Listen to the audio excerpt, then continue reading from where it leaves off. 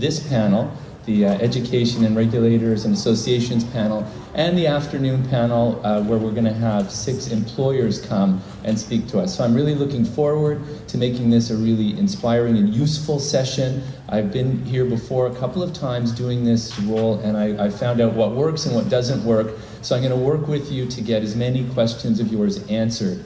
Before I say a bit more about myself and the panel, I'd like to ask Christopher to come up. Christopher Alexander is the board chair of PCPI, the organization that puts on this conference, and he's also president and CEO of Zoosh Service Enterprises. It's a consulting company focused on helping small business owners start, grow, and optimize their businesses.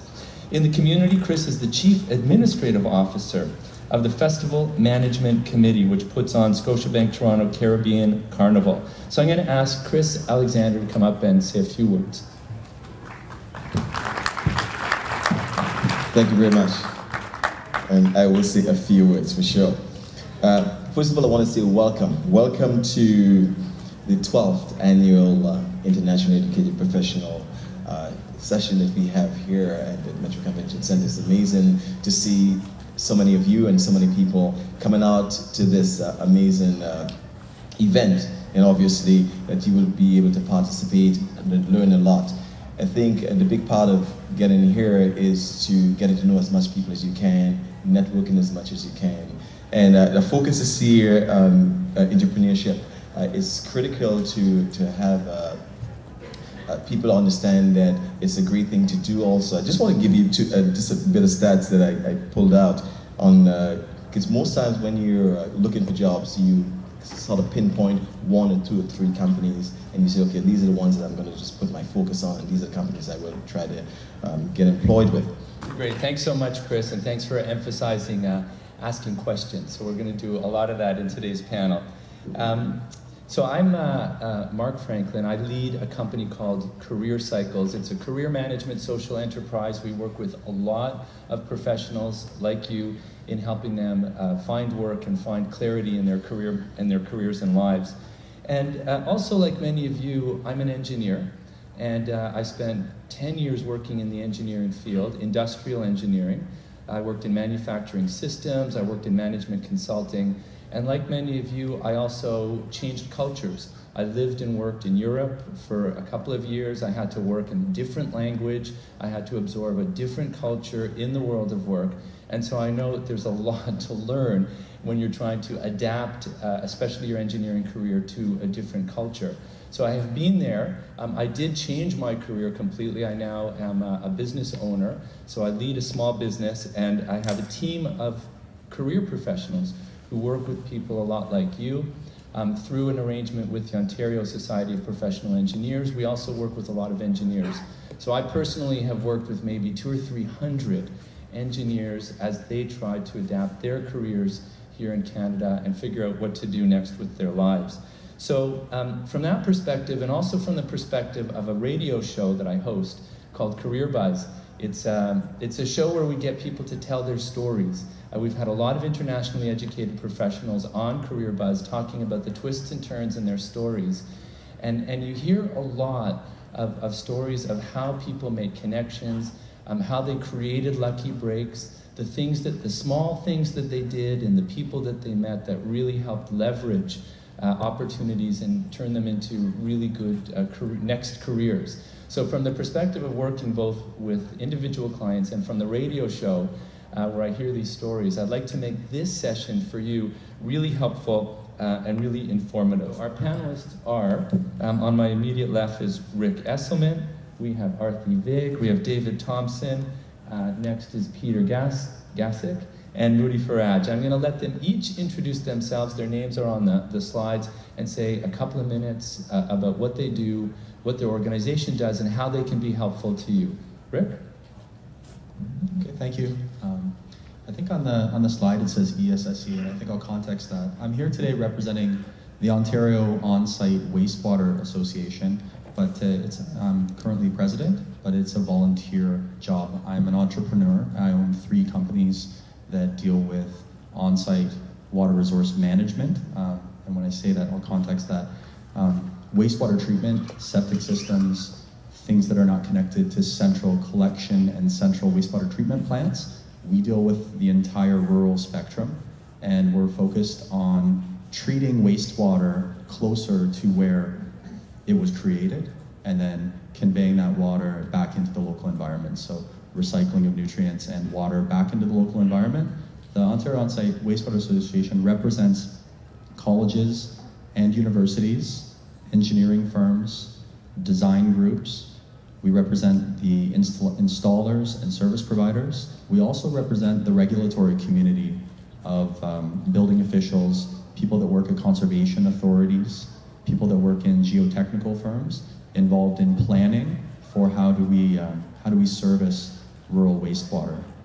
My experience has been as a regulator. I worked as a public health inspector, so my background is in science, not engineering. But I recognized a lot of opportunities within this market sector, particularly in Ontario, as there are a great deal of communities that are not serviced by central sewers and central wastewater treatment plants. Those communities will never be serviced by central sewers or central treatment facilities.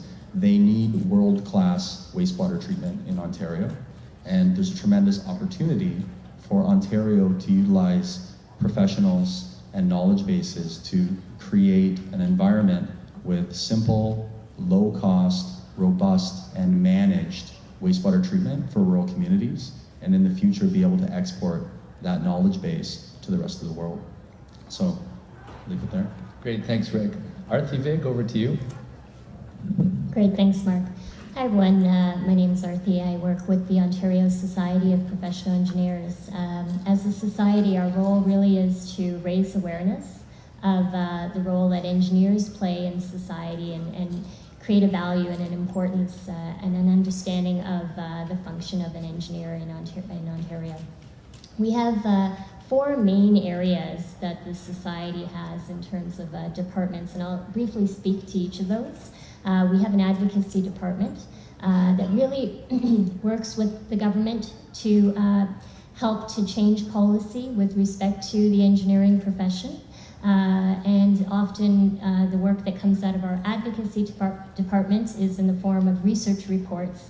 We recently released a research report on underemployment in the engineering profession in Ontario. And we also did a research report which took a look at employers in Ontario, their perceptions of hiring and recruiting internationally trained engineers. And we compared those perceptions with the perceptions of internationally trained engineers. And so that report basically is an analysis of the perceptions of those 2 groups. We also have a professional development department, and that's actually the department that I work in. Our professional development department really is a department that serves to support engineers, those who are working towards their licensure. So we have a number of different courses that support engineers through that process, whether it's about preparing for a technical exam or preparing for the professional practice exam, putting together your application with respect to your experience record for PEO. So there are a number of courses like that, but also for individuals who maybe are not working towards licensure, we have a number of different professional development courses around enhancing your skills.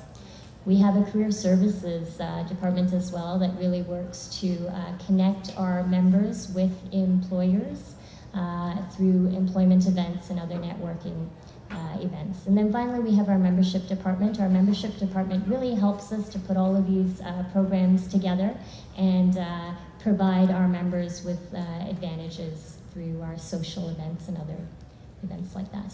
My specific role is working on a bridging program for internationally trained engineers to help them prepare for the professional practice exam. Thanks. Great, thanks, Arthi. David Thompson, over to you.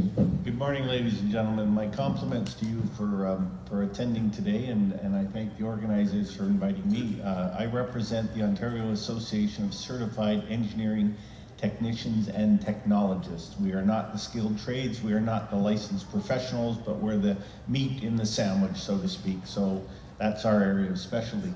If you have any questions that I can't answer, we'll be circulating after. Tricia Smith, do you want to stand up? Tricia is our employees who does extensive college outreach and things like that. So if there's any questions that you want to ask more specifically, she'd be more than happy to help.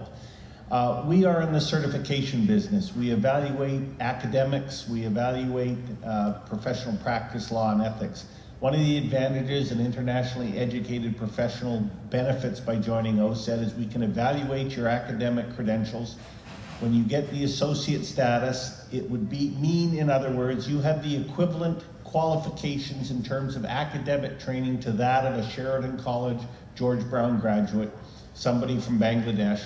You would be comparable. That tells an employer that you have basically the technical qualifications equivalent to a Canadian, which is a valuable work experience. In terms of employment prospects, OSET, most employees pay membership dues. There tends to be a premium in the marketplace payable to a certified member. Those employers that have better pension plans pay more, tend to be the public utilities, municipalities. They tend to place a premium on hiring certified people. We are a voluntary. We have to try a little harder than the licensed professionals. In terms of networking opportunities, OSET maintains a vast chapter program. I was out earlier this morning just sitting, collecting my thoughts, and I met a young Ukrainian engineer. I know somebody who works for a tier 1 automotive manufacturer, an engineer. I said, why don't I give you that number, I'll follow up, you can connect with him. There's a connection, there's a network. I also happen to be speaking to a consultant next to me. We're in the need for consultants, so I'm going to have lunch with her and find out if we can contract her. Can't overemphasize the importance of networking. In terms of some other things, OSET by the end of this year will have an alternative to the 1-year work experience requirement. The Human Rights Tribunal says it's discriminatory. We agree. So we're going to be looking at other ways of evaluating to ensure that an internationally educated has an equivalent 1 year. And it may be elements such as language proficiency, cultural training, issues like that. So it will no longer be an impediment to certification. A couple other points. We have an election this year for our board of directors. 6 internationally educated professionals are running for office to sit on the OSET board. So OSET is very, very friendly. Finally, we are very close to having final approval on the licensed engineering technologist designation. So if you become certified, you will be eligible, subject to certain qualifications, for a limited engineering license which would allow a certificate of authorization for independent practice. So we are not breeding and promoting engineers, but we are giving internationally educated as well as others a career path into the licensed profession. From a recruiter's perspective, once again, I think it's fit what they're looking for, best candidate, regardless of anything else.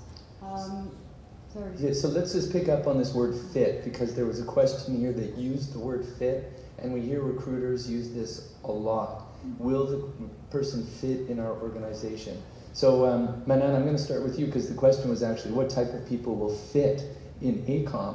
What quality does AECOM typically look for? So can you talk a bit about fit for AECOM, and then anybody else who has some comment on what this mystery term fit might mean to the group? There is, like, if there is a job posting from, like, say for any company, not only AECOM, and like if you have specific skills in your past experience for that job, and if you apply, like as everybody said, the cover letter is very important. So if you show those specific skills on your cover letter and other skills on the resume, like I don't think there is any problem that you will not get an interview call. But at the same time, after applying, like after sending your resume to the company, do not sit back. Try to do networking through like LinkedIn and all other stuff, and that's the best way you can get the interview. Like companies are looking for, like I said, the best, like specific skills. What they are looking for. If it's in the candidate, they do not think about anything else. If I may add to that, I don't think fit is only a responsibility from an employer's side. I think as job seekers, we are also responsible to identify those positions that are the best fit for us. So going back to understanding ourselves and what type of work environment, what is our communication style, what are our motivational needs, what is our leadership style, and does that fit with the type of roles that I am applying for? it works in your best interest, because that way you know that you have a strategic approach to your job search and you're being very targeted. I mean, many times when we apply for roles that definitely don't fit our personality, our skills, and our competencies, chances are very low that we will be contacted, because the employer will realize that you're not the right fit. So understanding that concept of fit is not just about having the technical skills for the role, it's about learning the corporate culture, learning the environment in the company, in the types of roles. I mean, if we are looking for a job in customer service and we're not a people-oriented person, for example, I mean, I know it doesn't apply to this room, but it's the perfect example of how that's not a fit. If my personality is not the right personality to deal with people, then I'm not a good fit for that role, right? So it's learning to identify that. That will definitely generate better results in the hearing back from an employer. Great, thanks. So here's an interesting question about the whole process of applying and the connection between the engineering department and the HR people. So I think a big barrier to have direct connection between job seekers and engineering departments is passing through HR management, especially in big companies. So how can this barrier be passed? So, I answered that before. it's an interesting question. I'll tell you, whenever I talk to people, I say, and I didn't know what the statistics were, about 5 to 10% of the jobs that are filled are posted. The analogy I use is what Monster.ca or a zillion other job search websites. You are one of 1,000 people. What are the chances? I don't care how qualified you are, you're going through HR. If you push that button, send, you're going through HR. If you network and you meet people and you build relationships, it doesn't have to be even with that company. It could be in the industry that you're interested in. It could be with the professional association. Just make friends with people, connect with people, learn how Canada works, learn how our culture works. That's what gets you around HR. That's what gets you to talk to people like me. I use HR as a tool. HR helps me if I have a position to find somebody, because that's not my job. My time isn't spent looking for candidates. My time is spent working on projects and making work happen. So that's why I use HR. So don't look at HR as a giant barrier and a monster that's gonna bite you and push you out. That's right. Look at the people skills that HR people have.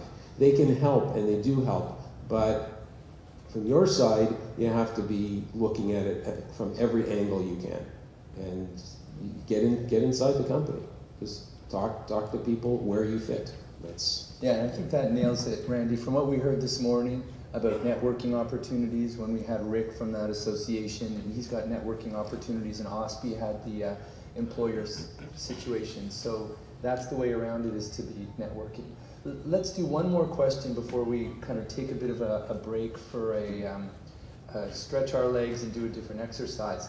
We've been talking a lot about resumes and applications. Here's an interview question. I was thinking there was going to be more interview questions. There's only been a couple. So the interview question: how do you respond when the interviewer says, "What is your expected salary?" What is your expected salary? So sometimes we get asked that question in an interview. How do you respond? I can take that one, ahead, because I always ask that question. Keep in mind when you're applying for a specific position, based on the level of position, there is a certain range in mind for the employer. So the reason why we're asking that question is not so much to tackle you.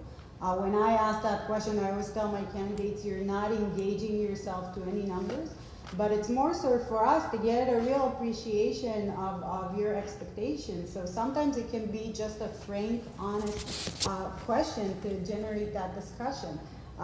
We want to make sure also that we're communicating to you and being very transparent about the salary opportunities with the specific role. So when we ask that question, is more so to make sure that we're aligned and we get an appreciation of your expectation and see if this is an expectation that we can work with. If not, then we'll be transparent as well and tell you. A lot of times I'm getting the answer of I'm flexible on salary, and often I'll push back because, you know, I don't want to waste your time or our time moving forward with the process if the salary expectations are not realistic. So I think what kind of the root of the question is really to make sure that we're having an honest, frank discussion about that and make sure that both sides are aligned. So don't be afraid of that. You can also provide a certain range that you have in mind. The key here is to do the research, understand the market that you're operating in. Keep in mind salaries in West are very different from salaries here. So know the market, do the research for the type of position that you're applying for and the level as well that you currently are at as engineers, and provide your answers based on that. I saw some nodding about do the research. Mm-hmm. You know, how do you know what a typical rate should be, a salary for an engineer at your position? So there are published surveys that are out there. One of them is through OSPE, the Ontario Society of Professional Engineers. John says, so you can get that if you're a member for free. And they used to have the breakdown by number of years that you got experience and the level of responsibility that you had. So if you are armed with that coming into an interview with Molly, you can say, look, the OSPE salary survey says the range for my experience is between X and Y. Exactly, and don't be afraid to reference that and show the employer that you've done your homework and that you know your value and you know what you're talking about. And yes, your expectations are realistic because this is what data shows us, right?